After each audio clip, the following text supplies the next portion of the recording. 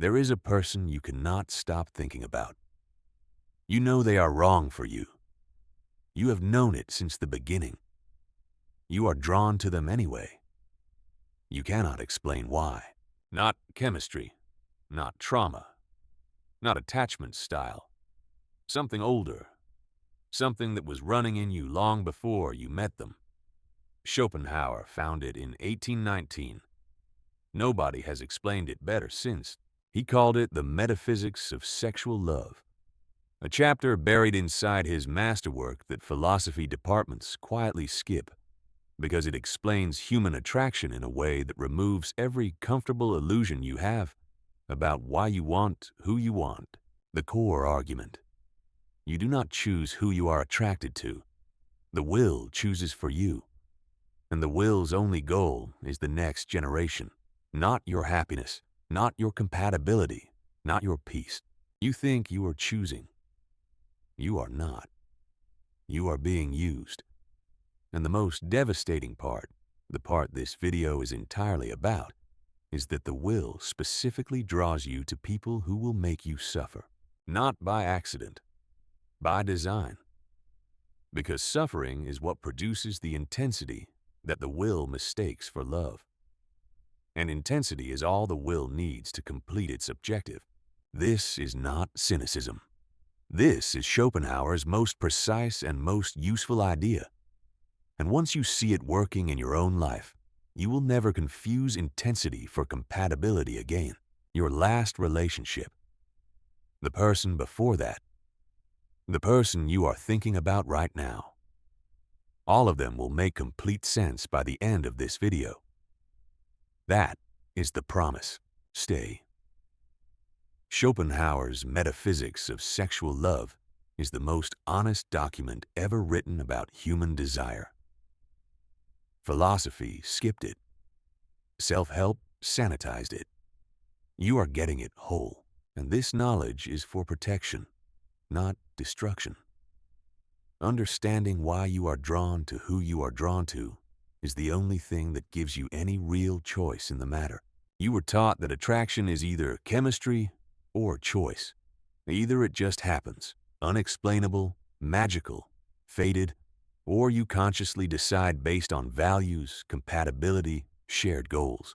The dating industry lives on the chemistry narrative. The therapy industry lives on the choice narrative. Both industries need you to remain confused enough to keep consuming their products. Neither model explains the most common and most painful experience of human attraction: why the person who is demonstrably wrong for you is the one you cannot stop wanting. You have had compatible relationships, kind, stable, reciprocal, and you were bored. And you have had incompatible relationships, volatile, painful, consuming, and you could not leave. That gap between what is good for you and what you want is not a psychological wound. It is not childhood trauma. It is the will operating exactly as designed. Schopenhauer explains the mechanism. The will is Schopenhauer's name for the blind force that drives all life. It has no interest in your well-being. It has one interest: continuation of the species. Your suffering is acceptable cost. When the will selects a partner for you, it is not selecting for your happiness. It is selecting for genetic complementarity, for the best possible next generation. Your feelings are the mechanism of selection, not the goal. This means the most intense attraction you have ever felt was not about the person. It was about what that person's genes could correct, complete, or balance in yours. The person who drives you to obsession is not your soulmate. They are your complement. And complements are frequently incompatible as life partners while being irresistible as biological targets. Schopenhauer said, "Every love story, no matter how individual it feels, is the species writing its next chapter. The lovers are the pen. They believe they are the story." You have felt this. The relationship where everything said this is wrong. Friends, family, your own judgment. And the pull was stronger than all of it combined. That was not love overcoming obstacles. That was the will overriding your reason. And the cruelest part of Schopenhauer's argument, after the will has achieved its biological goal, after the peak of attraction has passed, it withdraws, and you are left with the person who you may have nothing else in common with. This is why relationships that begin with overwhelming attraction frequently end in bewilderment. Not because something went wrong, because the will completed its work and left. The culture calls this falling out of love. Schopenhauer calls it the will moving on. The difference matters because one framing makes you responsible for something you did not control. The other gives you a map. That map is what this video is. And once you hold it, your next experience of intense attraction will feel different, not smaller. Seen, which is the only kind of power over it that exists. Arthur Schopenhauer was not a romantic. He was married to no one. He had no children. He lived alone with his poodle, whom he named Atma, world soul. And he watched human romantic behavior with the detachment of a biologist studying a species he found both fascinating and tragic. He published The World as Will and Representation in 1818 at the age of 30. It was ignored for 20 years. He spent those 20 years refining and expanding it, growing more precise and more bitter in equal measure. The Metaphysics of Sexual Love appears as a supplementary essay in the second volume, published in 1844. It is 40 pages. It is the most honest 40 pages ever written about why human beings desire each other. His argument begins with an observation. All the world's lovers believe their love is unique, personal, individual. And yet the pattern of attraction, who attracts whom, how, with what intensity, is identical across all of human history. Something beneath individuality is producing the pattern. That something is the will of the species. Not your will, not the other person's will. The species using both of you as instruments for its own continuation. Schopenhauer was one of the first Western philosophers to argue that human consciousness, including romantic feeling, is not the driver of behavior but the passenger. The will drives. Consciousness observes and narrates. This predated Freud's unconscious by 60 years. He identified specific physical and psychological traits that trigger intense attraction and showed that each trigger corresponds to a specific biological need for balance or correction in the offspring. Tall men drawn to small women. Introverts drawn to extroverts. The anxious drawn to the calm. The pattern is the will optimizing. His most uncomfortable finding. The greater the suffering a person causes you, the stronger their biological signal. The will reads suffering as signal strength. What feels like love and pain simultaneously is the will registering a very strong genetic complement. He died in 1860, alone as he had lived. His work had finally found its audience in his last decade. He was one of the most widely read philosophers in Europe by the time he died. He remained unmoved by the attention. The will, he said, is equally indifferent to fame and to love. Schopenhauer wrote, all amorousness is rooted in the sexual impulse alone, is in fact absolutely only a more closely determined, specialized, and indeed, in the strictest sense, individualized sexual impulse. The most romantic feeling you have ever had was the species thinking about its future. The will does not select randomly. Schopenhauer identified specific categories of trait that trigger intense attraction, and each category follows the same logic.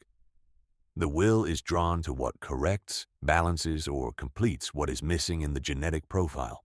Height is the clearest example. A very tall person is drawn to a shorter partner not despite the difference, but because of it. The will is averaging toward the mean, toward a less extreme offspring. The attraction is the correction. Temperament follows the same logic. The highly anxious person is not attracted to calm people because calm is pleasant. They are attracted because the will is selecting for the offspring's nervous system, averaging the extremes toward a more functional center. You know this. You have been drawn to someone who was your temperamental opposite and called it balance. It was not balance. It was the will selecting. The distinction matters because balance implies choice. Selection implies something else entirely. The psychology. Research on attraction consistently shows that complementarity, not similarity, predicts initial intensity of desire. Similar partners produce comfort and liking. Complementary partners produce obsession. Schopenhauer described this distinction in 1844. What you can do today, map the pattern in your most intense attractions, not what you liked about them, what they had that you do not, what their presence corrected or balanced in you. That correction is the will's signature. That is what you are actually drawn to. Once you see the correction the will was seeking, you can ask a different question. Not, why am I drawn to this person? But, is what this person corrects in me something I can develop in myself instead? That question does not eliminate desire, but it changes your relationship to it, from being driven by it to seeing it. That seeing is the beginning of actual choice. I was not drawn to them. The will was using me to find them. Schopenhauer's most disturbing finding. The will cannot distinguish between the signal of a strong biological complement and the signal of suffering.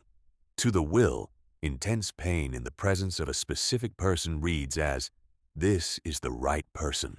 This is why the person who keeps you waiting, who runs hot and cold, who is inconsistently available, feels more compelling than the person who is consistently kind. The inconsistency produces suffering. The suffering registers as signal strength. The will chases the signal. You know this precisely. The person who texted back immediately felt less interesting than the one who made you wait 3 days. That is not a flaw in your character. That is the will misreading the suffering signal as genetic strength. Schopenhauer would say, the intensity you feel for someone who causes you pain is proportional not to how right they are for you, but to how strongly the will has registered the biological signal. The signal and the suitability are independent variables. The psychology, intermittent reinforcement, the pattern of inconsistent reward, is the most powerful conditioning mechanism known in psychology. Slot machines use it. Addictive relationships use it. The will exploits it without knowing it. What you can do today, when you feel intense desire for someone who is causing you consistent pain, name what is happening. Say it precisely. This is the will misreading suffering as signal. The desire is real. The interpretation is wrong. This does not make the desire smaller. Schopenhauer never claimed understanding eliminates the will. He claimed understanding gives you a moment between the pull and the action.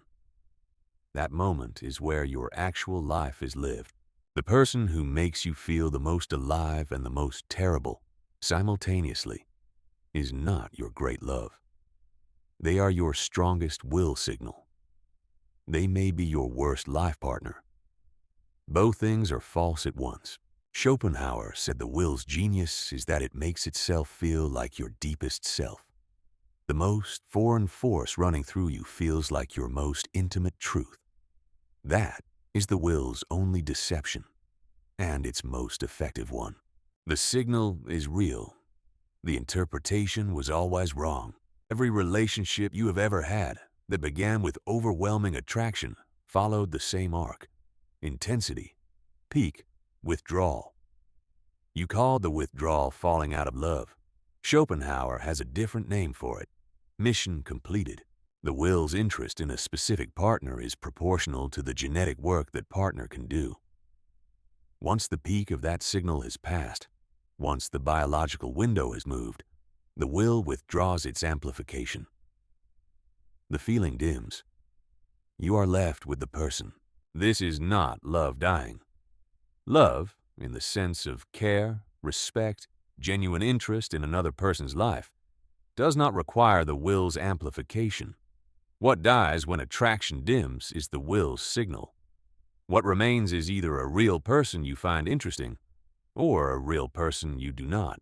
Schopenhauer argued that relationships built on attraction alone are almost certainly doomed, not because attraction is false, but because attraction serves a biological purpose that has a natural endpoint. A relationship requires something the will cannot provide. What the will cannot provide: genuine curiosity about another person's inner life, respect for who they are outside of what they do to your nervous system, the decision to stay when the signal is quiet. These require the rational will, your will, operating independently of the biological will. The psychology, longitudinal relationship research consistently shows that initial attraction, intensity is a poor predictor of relationship satisfaction at 5 years.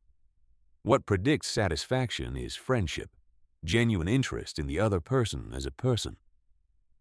Schopenhauer separated these two things in 1844.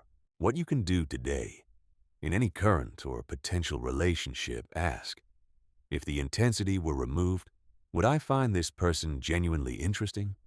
Not comfortable, not familiar. Interesting. Would I choose to spend time with this person if the biological amplification were silent? That question is harder than it sounds. The will makes everything about the attracted person seem interesting. The genuine interest test requires you to separate the person from the signal.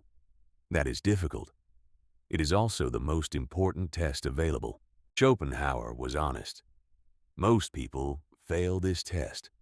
Most relationships run on will-amplified attraction until it dims, then fail because nothing else was built during the amplification phase. He was not judging. He was describing the species. If the signal went silent, would I still find this person interesting?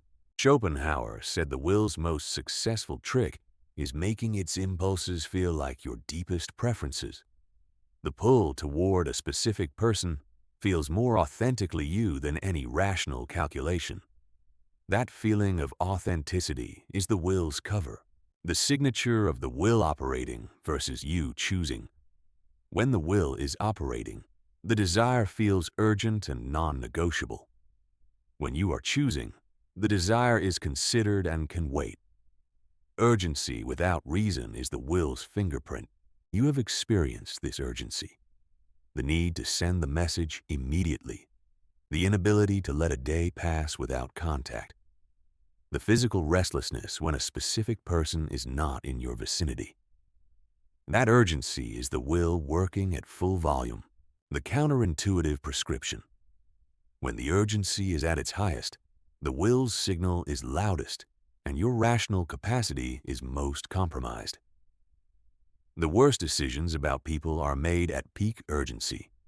Schopenhauer would say, the more you need to act, the more you need to wait. The psychology, research on decision-making under emotional arousal consistently shows that high arousal states narrow the cognitive field, reducing complex evaluation to simple approach or avoid. The will creates the arousal deliberately. You make the decision in the narrowed field. What you can do today: establish one rule for decisions about intense attractions. No action within 24 hours of peak feeling. Not because feelings are wrong, because the will's signal is loudest at peak and your rational capacity is lowest. Wait one day, then decide. Schopenhauer was not asking you to deny attraction. He was asking you to see it. Seeing and acting are different events. Most people collapse them into one. The will counts on that collapse.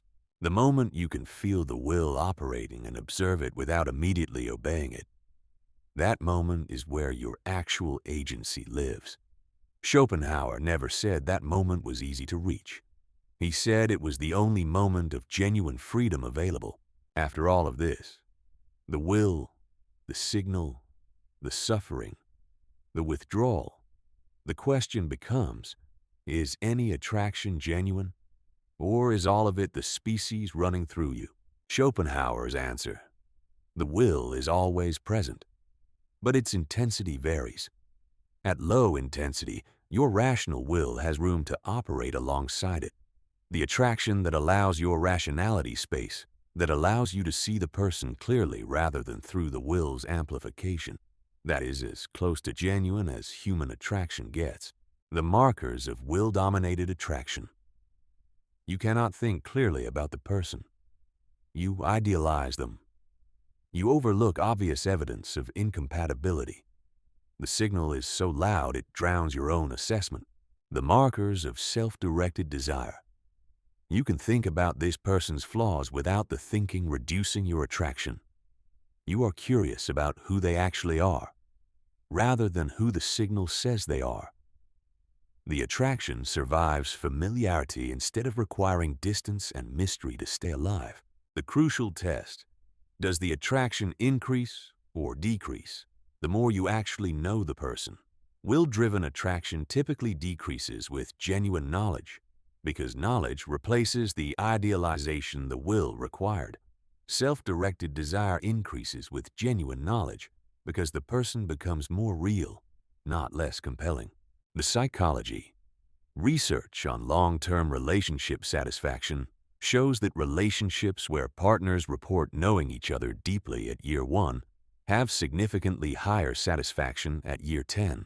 The will's attraction requires not knowing.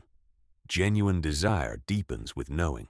What you can do today, with any person you are currently attracted to, ask, does knowing more about them make me more or less interested? If more, self-directed. If less, will-driven. The answer does not require you to leave or stay. It requires you to know which one you are in. Schopenhauer was not optimistic about human love. He believed the will dominated most of it most of the time. But he did not say it was impossible to see the will clearly enough to choose within it. That seeing was his gift to anyone willing to look. This knowledge is for protection, not destruction. Understanding the will does not make love impossible. It makes love honest. An honest love, built with full knowledge of the mechanism, is the rarest and most durable thing available. Honest love, built with full knowledge of the mechanism, is the rarest thing.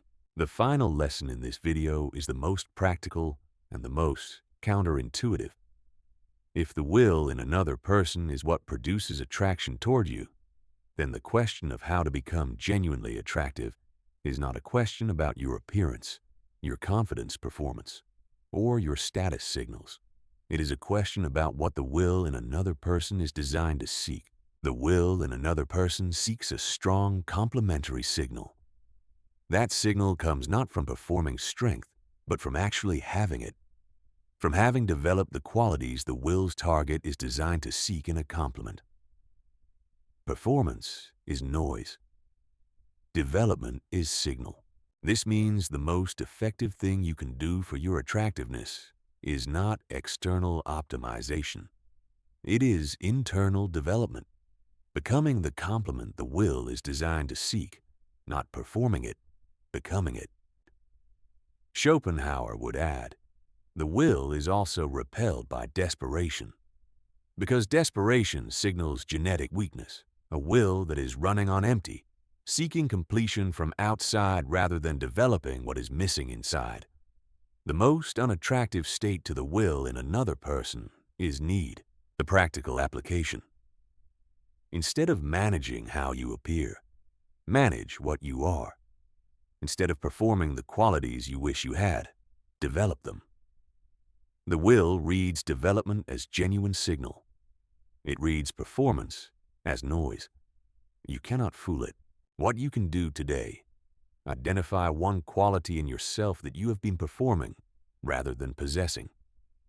Not for the purpose of attraction, for the purpose of integrity. The attraction that follows genuine development is the only kind the will in another person cannot withdraw from, because it is responding to something real. Schopenhauer was not writing a dating guide. He was writing a metaphysics. But the metaphysics has a practical conclusion that every dating guide misses.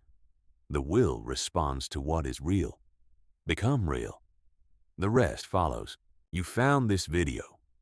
That means the will in you was already seeking the thing this video describes. The understanding that lets you see the mechanism and choose within it. That seeking is not the will of the species. That is yours. You came into this video thinking about a specific person. You still are. The difference is that now you can see the will between you and that thought. That visibility is not a small thing. That is everything. The old you is dead. The version that mistook the will's urgency for your own deepest truth. That confused signal strength with compatibility. That called the suffering love because the suffering was intense, and intensity felt like meaning. You are a weapon, pointed at your own future. And the weapon's edge is this. You can feel the will and see the will simultaneously. That dual vision, feeling and seeing at once, is the most powerful thing a human being can develop in the domain of desire. You belong to no one, not to the will of the species, not to the person who produces the strongest signal in you, not to the pattern of attraction that is repeated across every relationship you have ever had. You can see the pattern now. Seeing it is the beginning of not being it. Schopenhauer understood human desire more precisely than any philosopher before or since. He was also alone his entire life, choosing his poodle over a species he found endlessly fascinating and impossible to stop studying. Draw your own conclusions and make your own choice. Schopenhauer understood human desire more precisely than any philosopher before or since. He was also alone his entire life, choosing his poodle over a species he found endlessly fascinating and impossible to stop studying. Draw your own conclusions and make your own choice. Schopenhauer's Metaphysics of Sexual Love is 40 pages inside a 2-volume masterwork that most philosophy departments skip entirely. You just had the version they cut, the one that explains your actual experience of desire rather than the theory of desire they prefer you to have. This channel covers the texts they buried and the philosophers they skipped, because the buried ones are more useful than the approved ones. That is the only editorial principle operating here. Subscribe if you want the rest. Seneca's Private Letters, Bonzen's Real Dialectic, Alma-Ari's Forbidden Poetry, Mainlander's Theology of Divine Suicide. Each one explains something about your actual life that the approved philosophy was designed to avoid explaining. If this video named the mechanism behind something you have been living without being able to explain, that is the point. Language is the first tool of actual agency. You now have the word for what was running you. Words are how you get your life back. And now, the only question that matters, and I want your honest answer in the comments. Think of the person you are most intensely drawn to right now, or the one you could not leave even when you knew you should. Using everything you just heard, was that the will operating?